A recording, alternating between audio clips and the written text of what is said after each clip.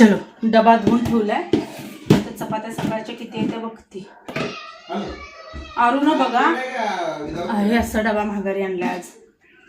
आणि काय करतोय शाळा मला कळवणी म्हणून आहे ना, आल्यानंतर काढून चपातीच्या डब्यात ठेवले. ते कसं करायचं पोराला सांगा, कारण ह्या माझ्या इथं मला ओळखू आल्या. ह्या घड्या घातलेल्या लगेच ओळखू येते, त्याला ठेवायचं पण कळत नाही बघा. लपवा छपी पण जमत नाही. तर मी घरातल्या सुद्धा चपात्याच्या पेपरमध्ये रॅप करून ठेवते. एसबीआय क्रेडिट कार्ड आहे का ते? एसबीआय क्रेडिट कार्ड मी मागवलंच नाही. डॉगींना घालते, कारण एक सकाळी गेलं तर गावभर फिरत आता आले. हॅलो नमस्कार सर्वांना, श्री स्वामी समर्थ. कशा आहात सगळ्याजणी? कालच्या व्हिडिओला दिलेल्या प्रेमासाठी कमेंटसाठी खूप मनापासून हृदयातून आभारी. आज दळणं संपायच्या आधीच म्हणलं पहिला दळण जे आहे ते नीट करून दिलेलं बरं, म्हणून डबे वगैरे जे आहे ते सकाळीच घासून वगैरे ठेवलेले होते. काल ना मी जेव्हा शेअर केलं, जेजुरीला गेले, चौफुल्या गावामध्ये ते होते, सगळं शेअर केल्यानंतर एवढ्या कमेंट आल्या की अगं ताई, कोण म्हणते माझं माहेर तिथं आहे, कोण म्हणते की तुम्ही जे सांगताय हॉटेल तिथून ताई मी जवळ आहे. आणि अशा भरपूर कमेंट आल्या की अगं दादा आमच्या खूप जवळून गेले. तर त्यासाठी सुद्धा मनापासून आभारी. आणि आपल्याला पाहणारा जो ऑडियन्स आहे ना, सगळ्यात जास्त मोठ्या प्रमाणात पुणे आणि मुंबई, आणि सगळ्यात हायेस्ट म्हणेन मी पुण्याचा ऑडियन्स आपल्याला बघतो. म्हणजे हे कशावर कळतं तर आम्हाला जे आमचं YT स्टुडिओ असतं ना, त्याच्यामध्ये आम्हाला सगळं समजतं. अगदी आउट ऑफ कंट्रीसून सुद्धा किती टक्के लोक आपल्याला बघतात, आणि आपल्या महाराष्ट्रामध्ये, महाराष्ट्राच्या बाहेर, या सगळ्या गोष्टी तिथं असतात. त्याच्यावरनं सांगते की पुण्यामधला ऑडियन्स जो आहे तो जास्त आहे, सेकंड नंबरला येतो आहे मुंबईचा, आणि मग बाकीचे पर्सेंटेज इकडचे तिकडचे आउट ऑफ इंडियाचे असे आहेत. आणि हे फक्त टक्केवारीवर आपल्याला समजतं, जास्त कमी बाकी काही नाही. म्हणजे बऱ्याच जणींना वाटेल की बाबा खूप साऱ्या गोष्टी समजतात का, तर तसं नाही समजत. फक्त तुम्हाला सिटी आणि पर्सेंटेज एवढंच समजतं.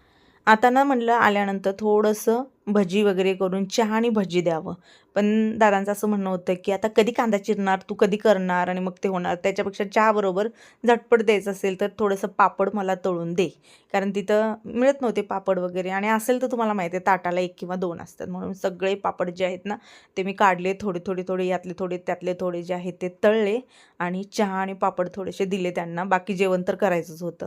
आणि ह्याच कडेमध्ये विचार केला की सकाळच्याला आता किट्टो आर्यन दोघांना पण नाश्ता वेगवेगळा आलटून पलटून देते, कधी चपाती भाजीवरतीच जातात, कधी शेकवरती असं असतं.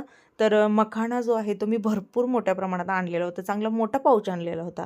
म्हटलं आता याचं ना जे काय असेल ते थोडंसं नमकीन बनवायचं, म्हणून नमकीनच्या जागी तिखट पण घातलं, सगळंच घातलं, कारण दरवेळेला मी नमकीन बनवत होते. ह्यावेळेला किट्टो म्हणली की मग मी त्यात थोडंसं तू हळद आणि तिखट ॲड कर, म्हणून मग ते पण केलं, थोडंसं मी पण खाल्लं.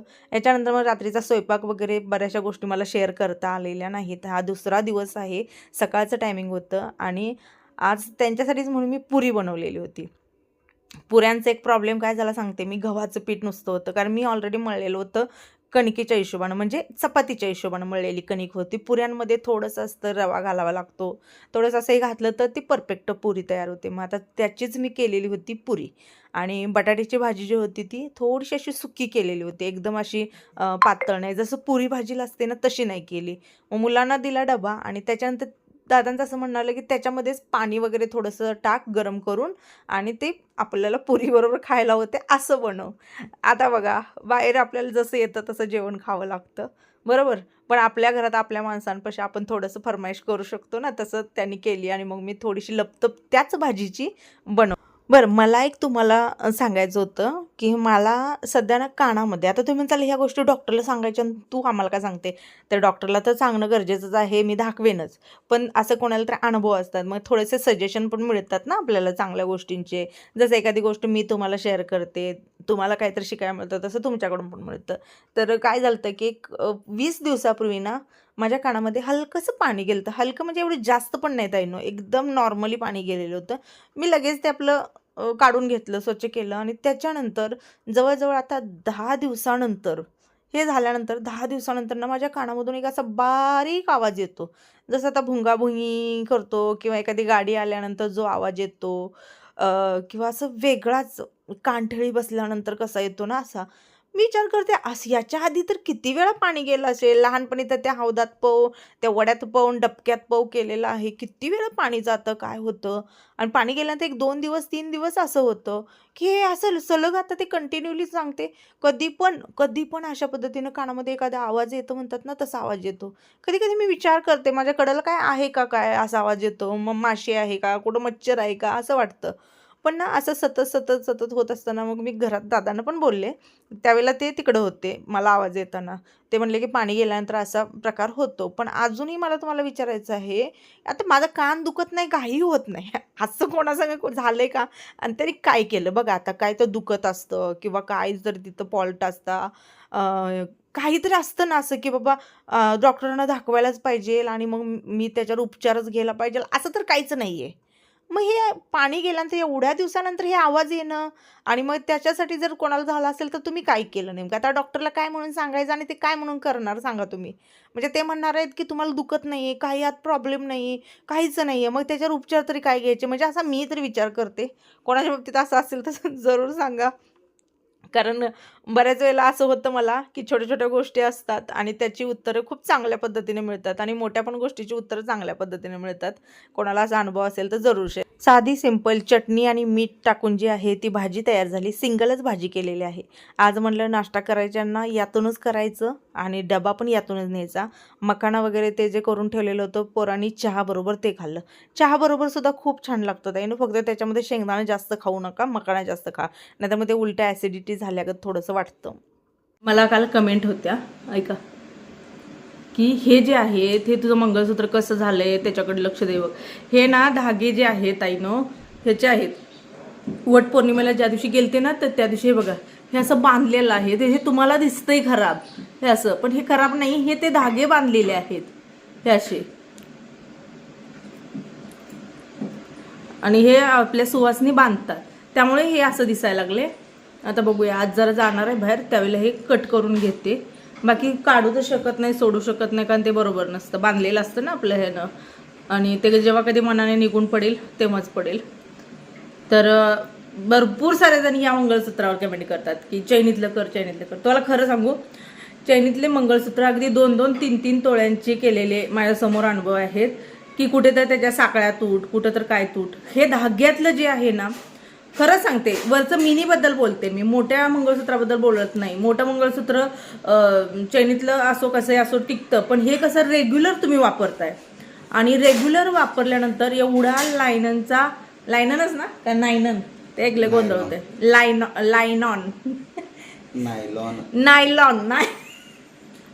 नायलॉनचा धागा 2-3 पदरी करून हे ओवलेलं असतं, तरी पण 1-1.5 वर्षानंतर तो धागा कुजतो. तुम्ही विचार करा की गळ्यातलं जे असतं ना नाजूक साखळीतलं ते टिकत नाहीये. आमच्याच रिलेटिव्हमध्ये दोघांचं ते पडलेलं पण माहीत नव्हतं त्यांना. त्याच्यामुळे मी ते वरचं मिनी मंगळसूत्र घाबरते की बाबा 1 करा 2 करा, पण ते व्यवस्थित आपल्याला राहिलं तर बरं. आणि हे जे आहे हे मला आवडतं. हे पूर्णपणे जे आहे ते हे 1 तोळ्यामध्ये बनलेलं आहे. वाट्या, हे जे मणी आहेत हे मणी आणि हे छोटे पूर्ण मणी आहेत. हे मंगळसूत्रातलं मणी काढून मी याच्यामध्ये घातलेले आहेत. त्यामुळं हे म्हणतात ना की माझ्या खूप इच्छा आहे, कारण ह्या पहिल्या वाट्या ज्या आहेत त्या बाबांनी केलेल्या वाट्या आहेत. हे माझ्या माहेरचं जर सोनं म्हणायचं झालं तर हे 2 मणी आणि 4 मणी 2 वाट्या आहेत. त्यामुळे ते महत्त्वाचं आहे. आणि हे जे मणी आहेत, जेव्हा सगळं सोनं नाणं आमचं गेलं तर सगळ्यांना स्टोरी माहिती आहे, मी काय पुन्हा सांगत नाही. त्याच्यानंतर तुमच्या दादांनी मला ते मंगळसूत्र केलेलं होतं. ते घंटण माहिती आहे तुम्हाला, धाग्यांमध्ये असतं, ज्याला एक खाली पेंडन किंवा वाट्या असतात आणि मणी असतात. तर हे मणी तेव्हा केलेले होते. त्यामुळे हे 2 गोष्टी अशा आहेत ना की एक तुमच्या दादाने केलेलं, एक माहेरचं. त्यामुळे मला ते म्हणजे एक असं हे आहे. आणि काय म्हणतात की आपल्याजवळ काही नसतं आणि तेव्हा जर हे असतं तर याचं महत्त्व पण भरपूर असतं. मग पुन्हा किती पण येऊ दे काय पण. आणि चैनीतलं केलं घातलं तर तेवढा तो आनंद देणार नाही जे हे असल्यानंतर आहे.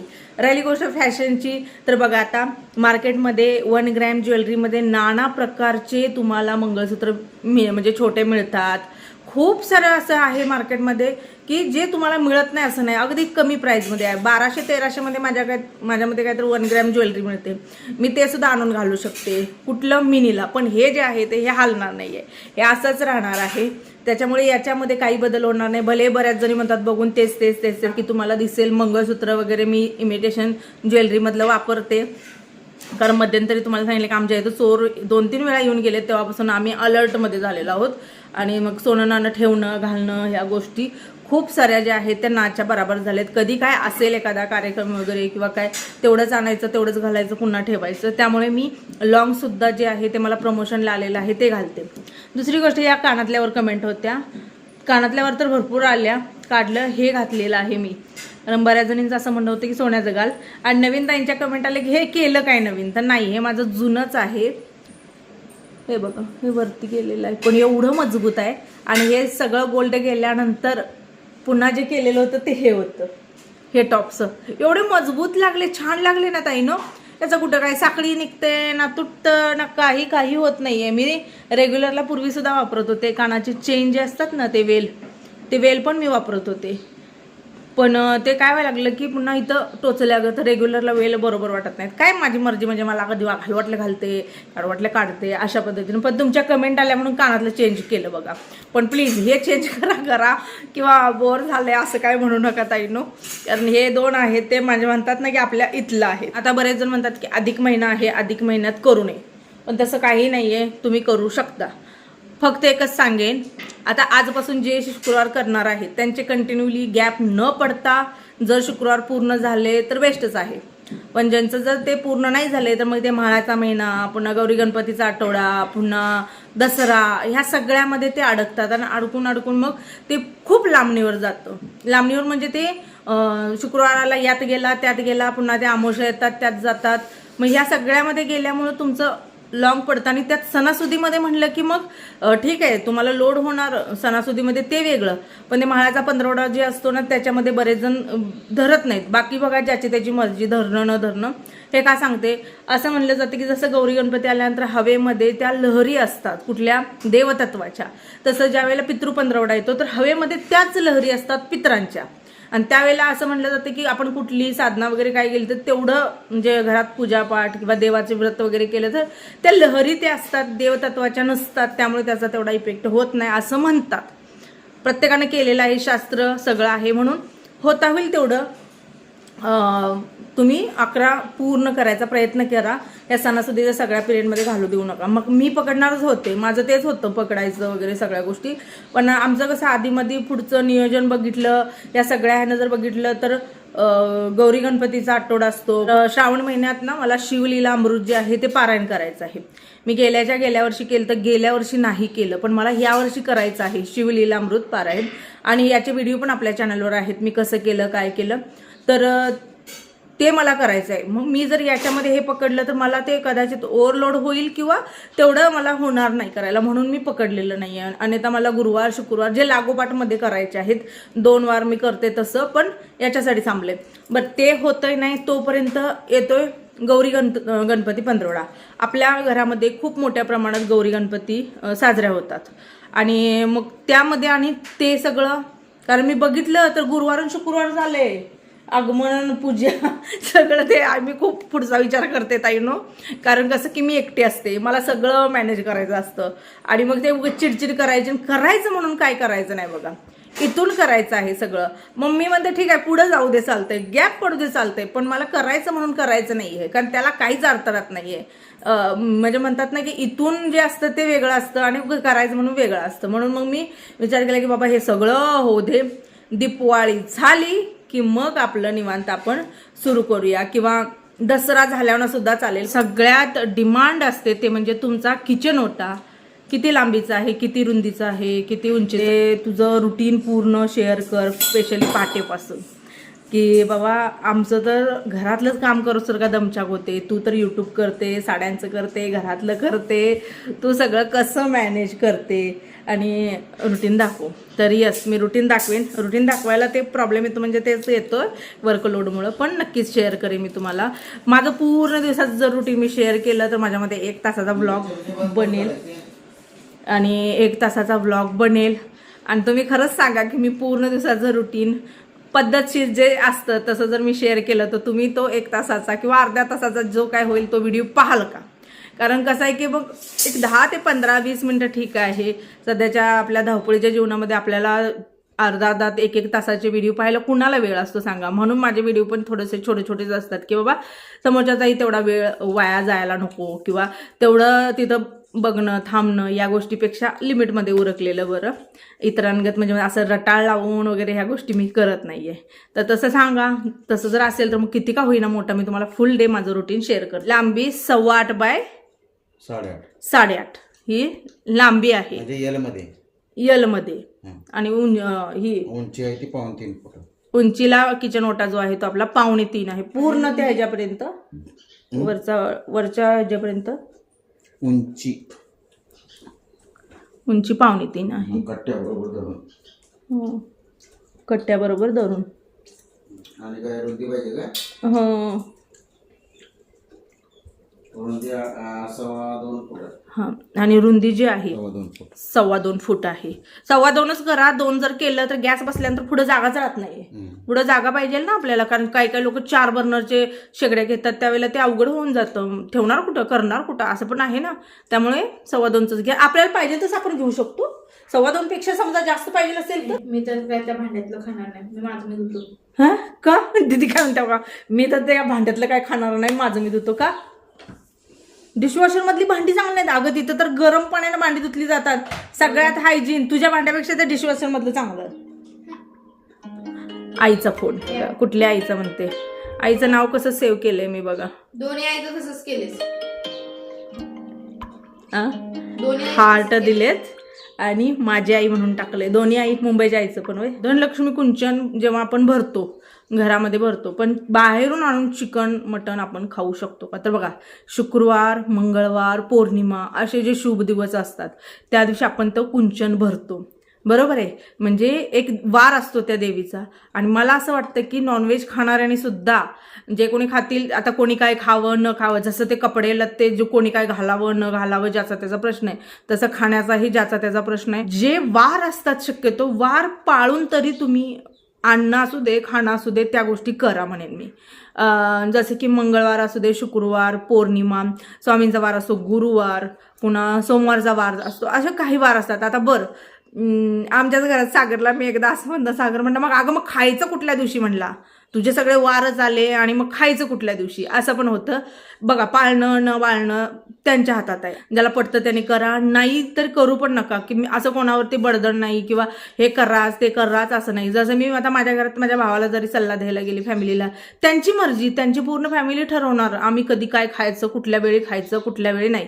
पण असं एखाद्या वेळेस वाटतं ना की जसं आता तुम्ही मला विचारता तर तसंच मी एखादं सजेशन दिलं पाळलं न पाळलं ऐकलं न ऐकलं ते त्यांची मर्जी असते. तसंच मी तुम्हालाही सांगेन. तुम्ही म्हणसाल की काय ताई तू असं का उत्तर देते. तर बघा जसं इथं तर माझा सक्का भाऊ आहे पूर्ण फॅमिली आहे. तिथं मी जर एखाद्या गोष्टीला म्हणत नसेल की असंच तसंच तर मी तुम्हाला कसं काय सांगू शकते की असंच तसंच. मी पण तेच सांगेन आता की काही वार पाळा आणि मग खा. याच्यातलं करू वाटलं करा नसेल तर नाही करू नका. कारण फॅमिलीमध्ये कोणाच्या कसं असेल काय असेल आपल्याला माहीत नाहीये. उगीच आपल्यामुळं किंवा आपण सांगितले आणि आपल्यामुळं त्यांच्या घरात काय बाबा खाणाऱ्या लोकांचा विरोध की कोणाचं ऐकते आणि कोणाचे करते असं काही नको. तुम्हाला दाखवायचं होतं काल ना याच्यामध्ये आरवनं काय केलं चपात्या. आता ह्या डॉगिंगच्या अशा चपात्या केलेल्या असतात तर त्यानं याच्यामध्येच कालवलं म्हणजे कुस्करलं काला केला दूध वगैरे टाकून खाऊ घातलं आणि हा जो डबा आहे ना खाऊ घालून ठेवून तिथंच ठेवून आला कुठं बाहेर. तर डॉगींनी बघा कशी अवस्था केली आहे. बघा दिसलं असेल हे कुडतडून अखंड डब्बा जो आहे ना त्याची वाट लावली आहे बघा. पूर्ण असं कुरतडून आहे ना. एवढा सुंदर डबा किती भारी आहे बघा. दिसायला किती छान दिसतोय आणि चपात्या पण व्यवस्थित राहतात. पण यानं ना तिथं टाकून आल्यानंतर त्यांनी रात्रभर चावून सकाळी झोपेतून उठून बघते तर पॅन्थर डबा चावत बसलाय. तर कसं करायचं सांगा. तर एवढा सुंदर डबा एवढं छान टोपण आहे त्याला. आता वापरायचं न वापरायचं धुतलेलं आहे मी स्वच्छ काल. पण आता ठीक आहे थोडंसं कुरतडलं तर काय आपण डबा टाकून देऊ शकत नाही.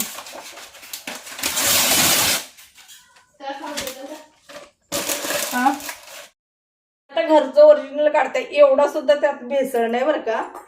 तरी पण सांगते, वरचं तूप पातळ असते आणि खालचं तूप का घट्ट असतंय डालड्यासारखं. हे बघा, एवढी मूर्ख असतील मला पण माहित नाही. तेच म्हणलं मी मूर्ख म्हणजे राहू दे मम्मा आवर. आळत असते. आळत असते, मग हे वरचं पण का आळत नाही? सगळंच का आळत नाही? हे वरचं जे आहे ते बघा असं जे घरात आळत आळत येत असते ना हा. ते खालून येत असतं, खाली थंड लागत असते त्याला. खाली थंड काय? मी फ्रीजच्या डब्यात ठेवलंय का? खालनं आळत येत असतं, वरनं आळत खाली जात नसतं. मग आळलं तर सगळं का आळत नाही? 8 दिवस असं राहू दे. ही वर असं राहतंय आणि खाली तेच राहतंय डालड्यागत.